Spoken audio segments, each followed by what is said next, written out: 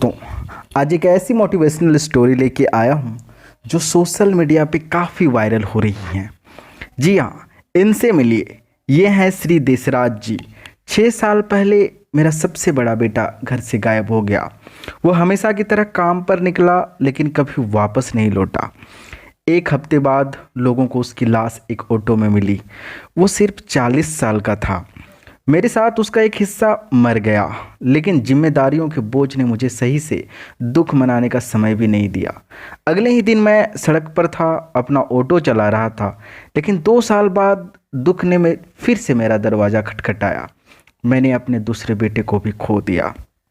गाड़ी चलाते समय मुझे एक कॉल आई, आपके बेटे की लाश प्लेटफॉर्म नंबर 4 पर मिली है, उसने आत्महत्या कर ली है।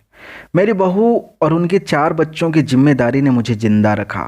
दाह संस्कार के बाद मेरी पोती जो 9वीं कक्षा में थी, उसने पूछा, दादाजी क्या अब मेरा स्कूल छूट जाएगा? मैंने अपनी सारी हिम्मत जुटाई और उससे कहा, कभी नहीं, तुम जितनी चाहो उतनी पढ़ाई करना। मैं पहले से ज़्यादा समय तक ऑटो चलाने लगा। मैं सुबह 6 बजे घर से निकलता और आधी रात तक अपना ऑटो चलाता। इतना करने के बाद भी मैं हर महीने बस 10,000 12,000 रुपये ही कमा पाता। उनके स्कूल की फ़ीस और स्टेशनरी पर 6,000 खर्च करने के बाद मुझे 7 लोगों के परिवार को खिलाने के लिए मुश्किल से ही 4,000 बचते। अधिकांश दिनों में हमारे पास खाने के लिए मुश्किल से ही कुछ होता है।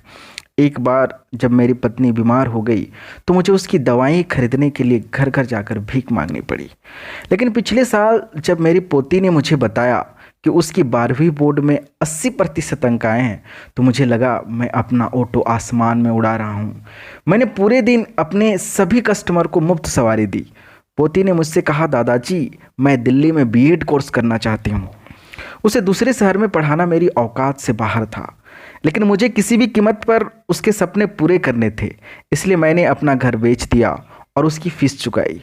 फिर मैंने अपनी पत्नी, बहू और अन्य पोतों को हमारे गांव के अपने ही रिश्तेदारों के घर भेज दिया और मुंबई में बिना छत के रहने लगा।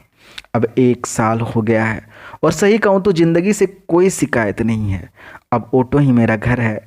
मैं अपने ऑटो में ही खाता और सोता हूँ और दिन भर लोगों की उनकी मंजिल तक ले जाता हूँ। बस कभी कभी दिन भर ऑटो चलाते हुए पैरों में दर्द होता है, लेकिन जब मेरी पोती फ़ोन करके कहती है कि वो अपनी क्लास में फर्स्ट आई है, तो मेरा सारा दर्द गायब हो जाता है।